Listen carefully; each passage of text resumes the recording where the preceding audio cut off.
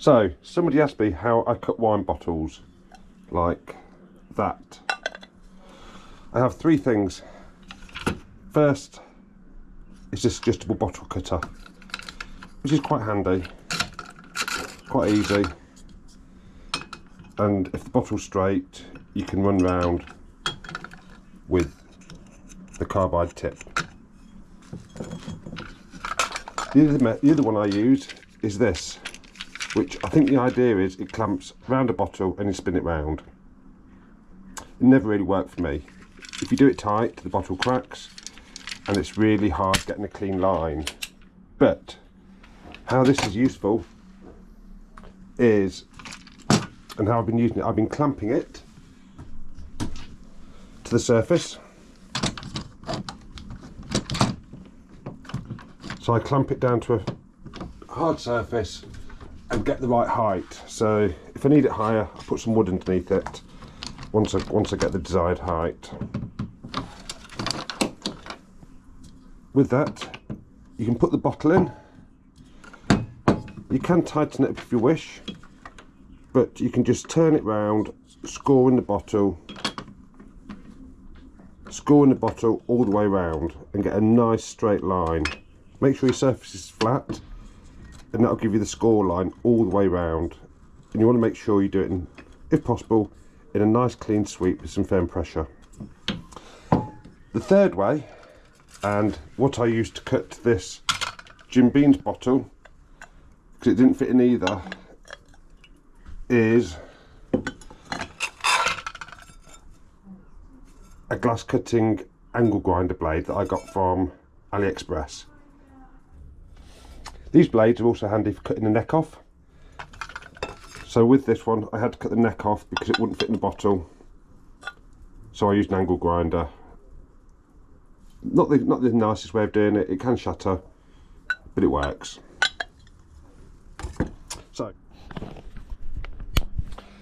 So let's score a bottle. First of all, tape measure. You need to measure how far down the bottle is going to protrude into the bottom half. So that's 4 centimetres roughly. So I'm going to go for 4.5. So what you want to do is make sure in the bottom half of the glass there's going to be enough room for the neck of the bottle to sit in. Got a quick easy mark. There's your mark.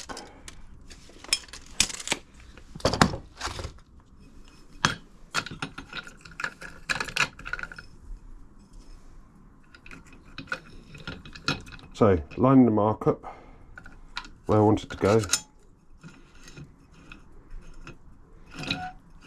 Now unfortunately that one doesn't fit very well that way, so we'll try it the other way.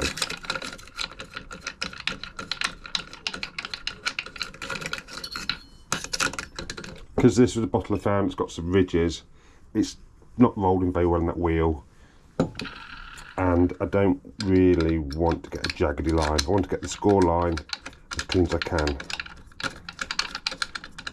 So I'll turn it around that way and see if we can do it that way. And the bottleneck just sits on there, so I've got the cut-in edge on my mark. I'll tighten that up where I want it.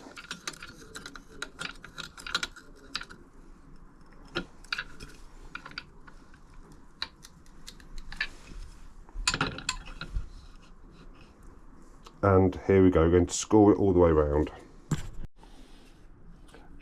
So applying firm pressure so the bottle doesn't move and pushing it down across that way slightly. We're going to go all the way around and try and do it in one clean sweep.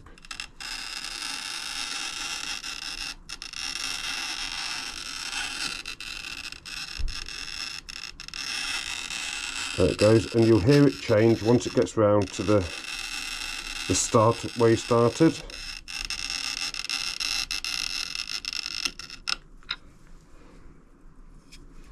So there we go, I don't know if you can see it, but there's a score line all the way around, so that's scored. Had I wanted it lower, I may have used this device and got the score line that way. So next we will split the bottle in half. So to cut the bottle, you heat it with a blowtorch. At first I was using this one, quite a big blowtorch, and heating along the score line and going round and round heating it. But what I was finding was the bottle just kept cracking, and what I think was the heat was heating all the glass, and when I dropped into the cold water the thermal shock was breaking the whole bottle and I was wasting no end. So now what I use, a little cheap gas plate soldering iron from Aldi. Lock it on.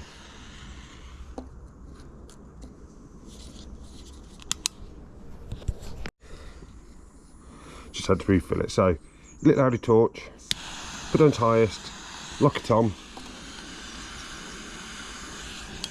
And now with this I heat up just the score line, the very score line, so you're heating really precisely. Balance the bottle on the bottom of the finger and just spin it round by the neck, spin it round quite fast.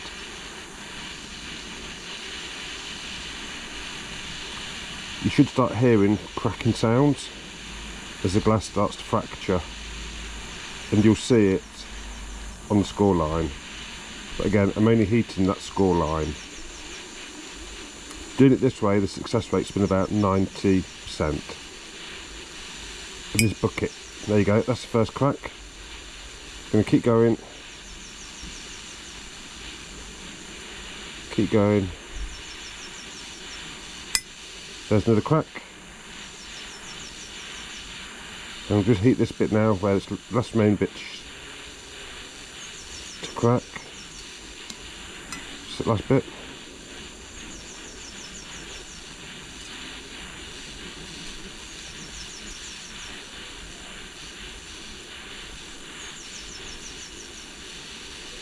And there you go. Simple as that.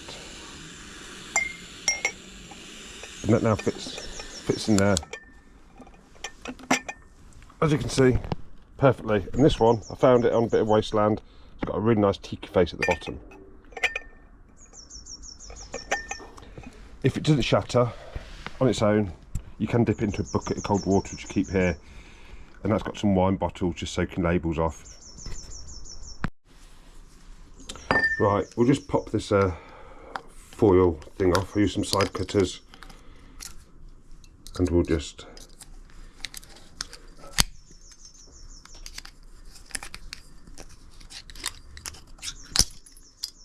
peel that off. There we go, that's gone in the recycling. So now we need to smooth that down. I've got power tools. I've got an orbital sander and a multi-tool.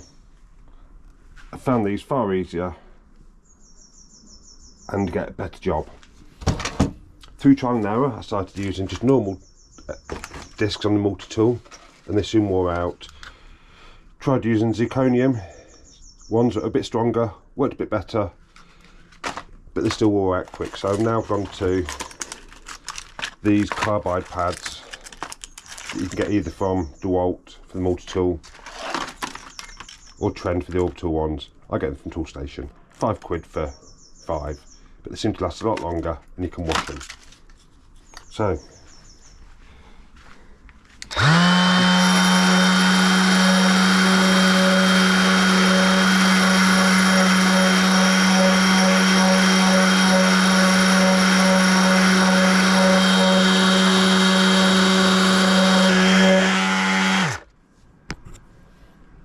coming smooth, all the cuts are gone and starting to work on the edge.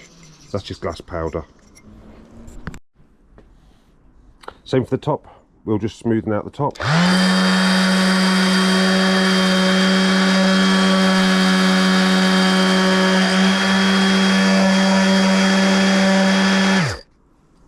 As you see, it's already starting to shred the pad.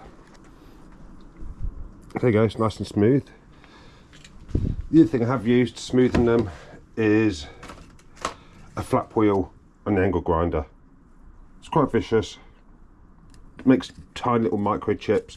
If you've got a big rough bottle like that Jim Beam's bottle, lots of grinding, get it smooth, that won't treat, but you have to go over it with the sandpaper afterwards. So now we're going to use a multi-tool. And as you can see where I did one earlier, it's already worn these carbide pads out.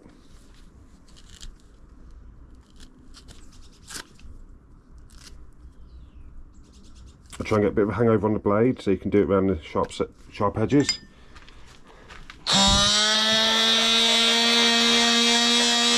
Screws are ready. Let's do this one.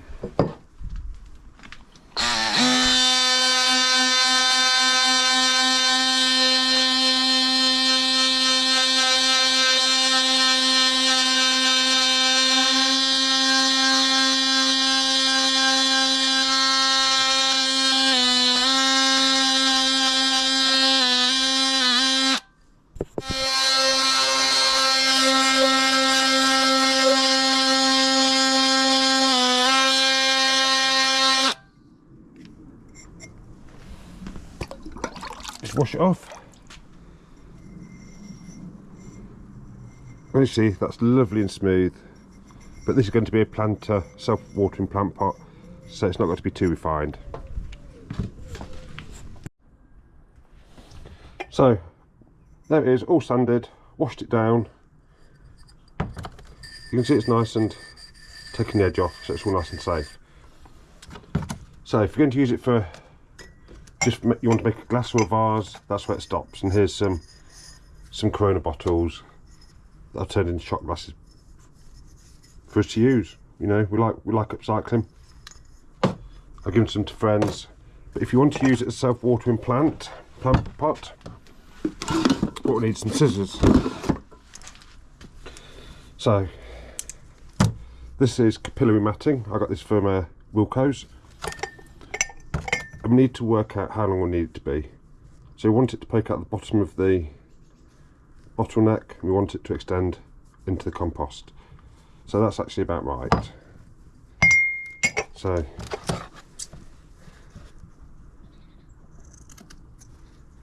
going to cut 3 strips.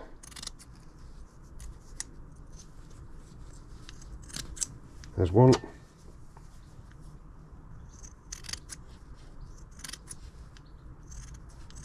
2, and then I'm going to do a 3rd strip.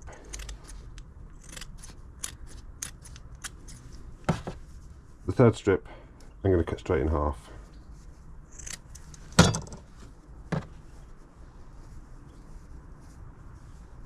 So I've folded the little one in half. There's another one, wrap round it, and I'm going to sandwich that between these two. So I've made a capillary matting Swiss roll.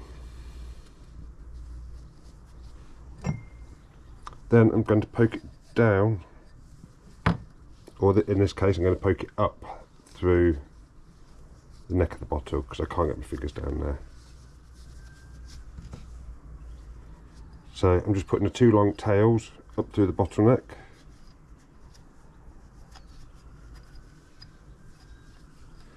I'm going to push it all the way, including the thick end where we put the insides. And I put the rolls inside just to pack out the neck of the bottle a little bit, not too tight, so when we put compost in, it doesn't all fall out.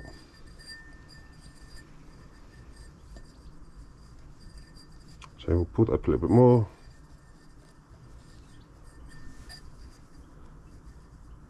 Pull that one up a little bit, want that a bit higher. Just fiddling around so when they're in the bottle they will sit nicely. And I'm just going to cut the inside 2 off because then just packing it in there a bit long. So we've left with that.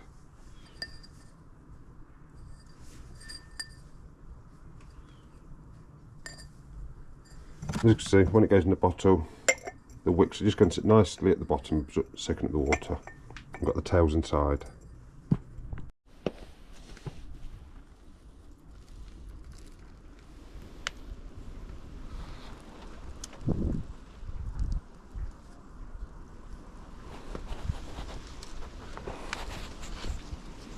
Now just grabbing some succulents. These things just grow anywhere, so it's just pulling some out of the plant pot, preferably where it's got some roots on it. You can't actually see that.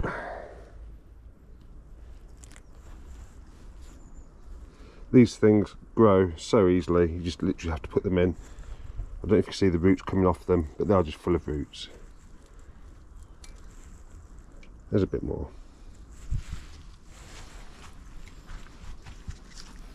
And to top this one off, we're going to have a bit of this one as well that came from Wales. That should be enough. That's got a root on it.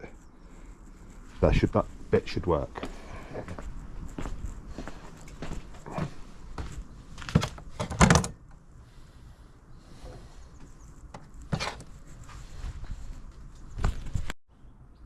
So now take the pot on. Get some for this just general purpose compost we've got under here. This is our indoor potting table, as we like to call it. So we can do potting if it's pissing down with rain. So I'm just dropping soil in, trying to hide the capillary matting that we put in earlier, because we don't really want that on show. Get that twig out. And just doing it so the capillary matting is coming all the way up.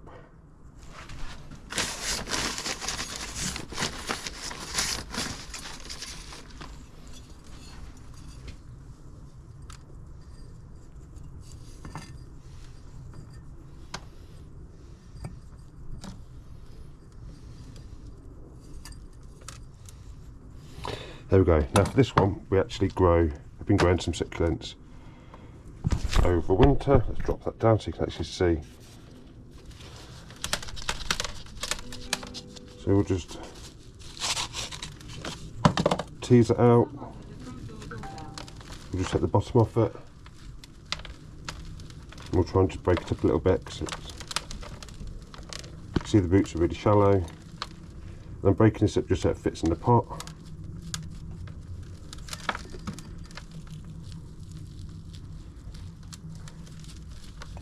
We'll break it a bit more. I'm going to take some off this one, so we've got room for these beauties. I'm just going to pop it in the pot. We're going to, here's one, we actually got this one from our neighbour, Pat. Just going to get all the bits facing the right way round. So the roots are poking down. I'm literally going to poke that in. Just give it a good poke in. And put some of this soil back in.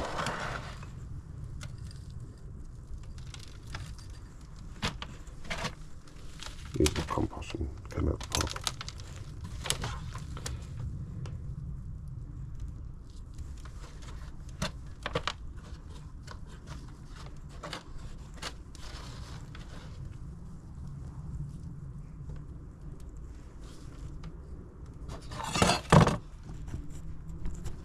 So there's the other one I was looking for.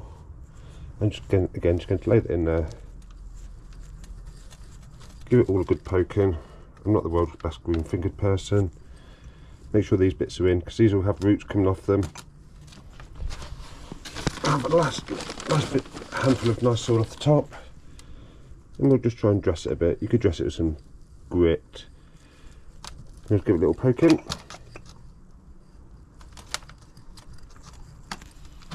There you go, we'll put that last little one in there as well, put that down the sides. Hopefully you can see the roots growing.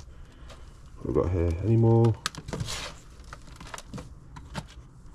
Yep, might as well tuck that one in as well. If it grows, it grows. It doesn't actually take up much root space. And the idea of this, hopefully it will start trailing down. Just pack that one in a little bit. So there we go, starting to trail already. We'll just move that around so it looks a bit nicer.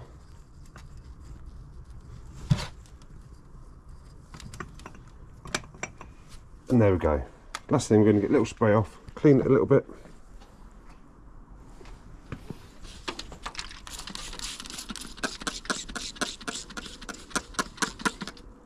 Just got some of this loose soil. Give a good tuck in.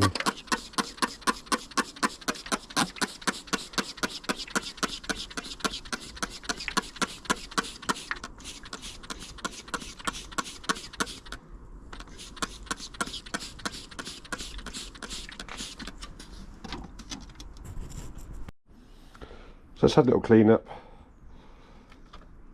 You can almost see there where the water's starting to get the wicking. Here's some rainwater out of the water, but I've just done it just so it sits in, and there you go. There is a finished self-watering plant. As more plants come through, we'll plant some more colourful things in here, but there's only so many spider plants you can have in your house, so we thought we'd try and have some succulents, and the idea hopefully the succulents will tumble down over time.